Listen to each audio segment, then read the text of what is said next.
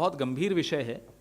पिछले 24 घंटों में जो देश में एक विवाद पैदा करने की चेष्टा की जा रही है, जैसे कि देश की छवि जिसमें धूमिल हो, देश की जो सुरक्षा एजेंसीज हैं, अलग अलग जिम्मेदारी है उनके पास, उनकी छवि धूमिल हो, देश के एक बहुत महत्वपूर्ण प्रदेश पंजाब और एक बहुत महत्वपूर्ण संस्कृति जिससे पूरा देश क्या पूरा विश्व सीखता है, पंजाबियत, कैसे उसकी छवि को रौंदा जा रहा है। एक षड्यंत्र के तहत मैं तो कहूंगा कि उसे रौंदा जा रहा है। यह पूरा विश्व देख रहा है। आखिर कारण क्या है कि आप सरेआम, और देश के आप राजा हैं, प्रधानमंत्री हैं, दूसरा टर्म चल रहा है आपका, 303 सीटें हैं आपके पास, कई राज्यों में आपकी सरकार है, लेकिन आप देश की छवि के साथ खिलवाड़ करने में एक मिनट नहीं लगाते, आप और आपकी पूरी पार्टी और आपके कुछ करीबी मीडिया के साथी। ये क्या हाल बना रखा है देश का। तथ्य सबके सामने है, कोई तथ्य छिपा नहीं है किसी से भी। यह तथ्य है कि आखिरी मौके पर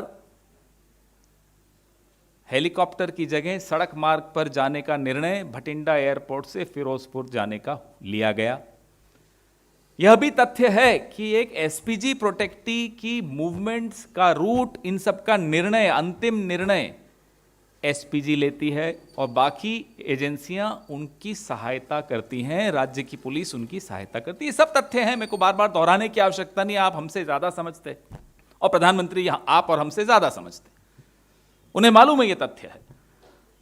फिर इन तथ्यों को तोड़ मरोड़ कर पेश करना, जो शब्द कल प्रधानमंत्री ने कहे, कहा जाता है कि उन्होंने कहे भटिंडा एयरपोर्ट पर अधिकारियों को थैंक यू कह देना, मुख्यमंत्री को, कि मैं भटिंडा एयरपोर्ट तक जिंदा लौट आया हूं, ये शब्द शोभा देते हैं। ये शब्द पूरे विश्व ने सुने होंगे। क्या आप संदेश देना चाह रहे हो विश्व को?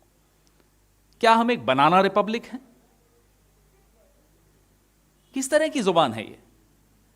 आप बिना बताए, बिना प्रायोजित कार्यक्रम के पाकिस्तान चले जाते हैं, वहां सुरक्षित महसूस करते हैं। अपने ही देश के पंजाब में आपको, अपने ही देश के नागरिकों से आप को ऐसी क्या घबराहट है, नफरत है कि आप इस तरह के शब्द इस्तेमाल करेंगे एक पूरे प्रदेश के लिए? साथियों, तथ्य यह भी है, और इन तथ्यों से कोई नावाकिफ नहीं है, खासतौर पर प्रधानमंत्री, कि किसान कुछ मांगों को लेकर दुखी हैं, व्यथित हैं, परेशान हैं। तथ्य यह भी है कि आपके गृह राज्य मंत्री टेनी साहब आज भी आपके गृह राज्य मंत्री बने हुए हैं। 3 दिन हो गए हैं चार्जशीट में उनके पुत्र का नाम आए हुए, आपने एक्शन नहीं लिया। तथ्य यह भी है कि 700 मृत किसान मुआवजे के लिए उनके परिवार आज भी प्रतीक्षारत हैं, आपने एक्शन नहीं लिया। एमएसपी पे कमेटी नहीं बनी। ये तमाम तथ्य आपके सामने हैं। तो विरोध होता है राजनीति में, लोकतंत्र में विरोध का सामना किसने नहीं किया? लेकिन आप पूरी एक कौम को, पूरे एक प्रदेश को, पूरे एक पंजाबियत को, पूरी संस्कृति को बदनाम कर देंगे। मैं कुछ और उदाहरण आपके सामने रखना चाहता हूं तारीखों के साथ। 22 सितंबर 2017, बड़ा ध्यान से सुनिएगा। लंका गेट नामक इलाका है वाराणसी में, प्रधानमंत्री की कॉन्स्टिट्यूएंसी है। प्रधानमंत्री जी अपने लोकसभा क्षेत्र के दौरे पर थे। 22 सितंबर 2017, लंका गेट पर बनारस हिंदू विश्वविद्यालय की कुछ छात्राएं, 500 के लगभग छात्राएं, यौन उत्पीड़न के खिलाफ प्रदर्शन करने आ गईं। प्रधानमंत्री जी को वहीं से गुजरना था। पुलिस के आला अधिकारी गए, मनाने की चेष्टा की, वो नहीं हटी। वो नारेबाजी कर रही थी, वो अपना विरोध व्यक्त कर रही थी, उनका अधिकार था, लोकतांत्रिक अधिकार था। क्या आपने सुना कि प्रधानमंत्री वाराणसी एयरपोर्ट पर जाते हुए मुख्यमंत्री आदित्यनाथ के नाम पे ये संदेश दिए कि थैंक यू आदित्यनाथ जी, मैं जिंदा वाराणसी एयरपोर्ट पे लौट आया हूं, सुना आपने? उदाहरण नंबर 2, 15 सितंबर 2018 स्वच्छता श्रमदान के कार्यक्रम में प्रधानमंत्री का काफिला पहाड़गंज जाते हुए दिल्ली की ट्रैफिक जाम में फंस गया। बीजेपी के ट्विटर हैंडल पे तारीफ की गई कि देखिए कितना आम आदमी की तरह प्रधानमंत्री जी भी रुके हुए लाल बत्ती पर या ट्रैफिक जाम में।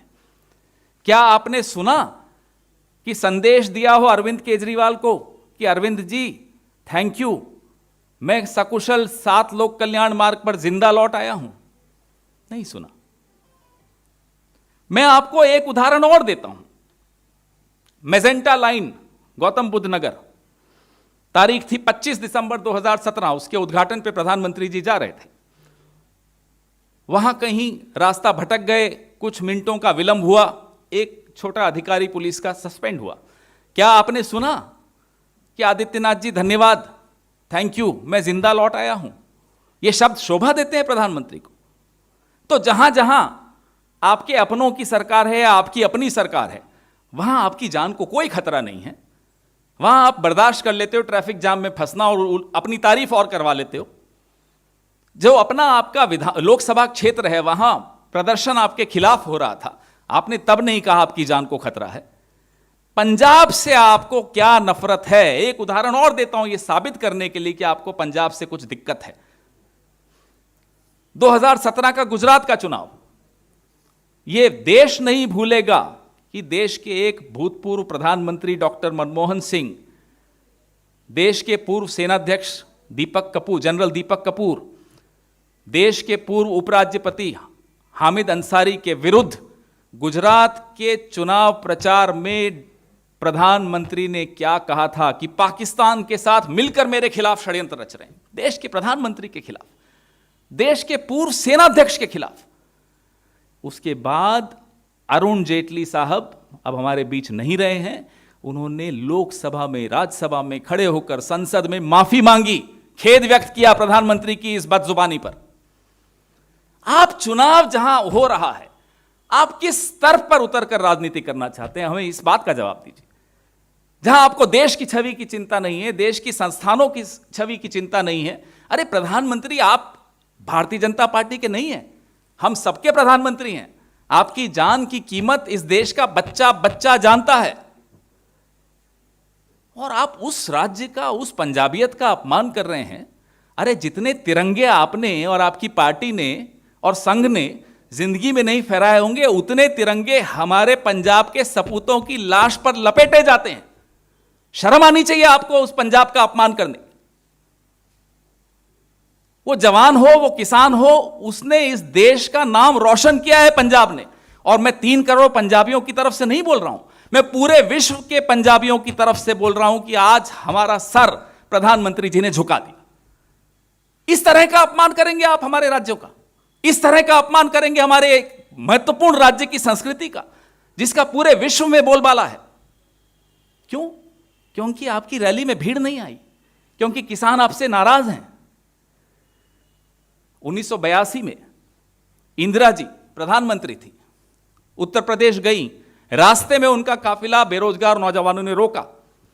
मुख्यमंत्री नारायण दत्त तिवारी जी थे, रुकी, ज्ञापन लिया, उनको गवर्नर हाउस में बुलाया, उनसे चर्चा की और खुशी खुशी वो चले गए। 80 के ही दशक में मैं उदयपुर में था, पढ़ता था, राजीव गांधी आए थे, गांधी ग्राउंड में भाषण दे रहे थे। अचानक सभा स्थल में छात्रों ने नारेबाजी शुरू कर दी उनके खिलाफ। उन्होंने वहीं माइक से उनसे संवाद शुरू कर दिया। फिर सर्किट हाउस में उनको बुलाया, उनसे बात की।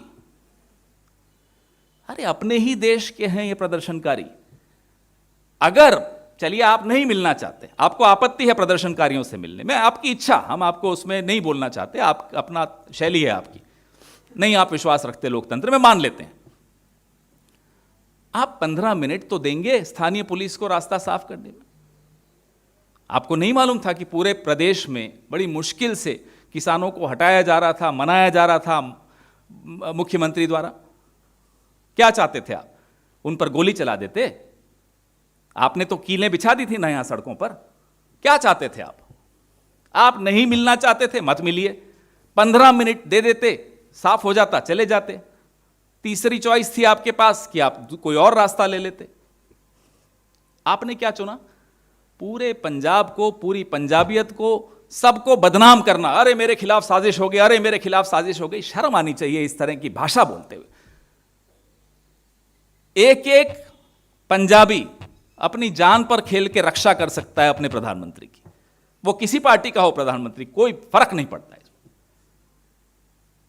बड़ा दुख होता है कि आज इस तरह का विवाद देश का प्रधानमंत्री पैदा कर रहा हो, सिर्फ इसलिए कुर्सी की लड़ाई है। वो खाली कुर्सी की लड़ाई हो या जिस कुर्सी पर वो बैठे हैं उसकी लड़ाई हो, हमें उसमें कोई मतलब नहीं।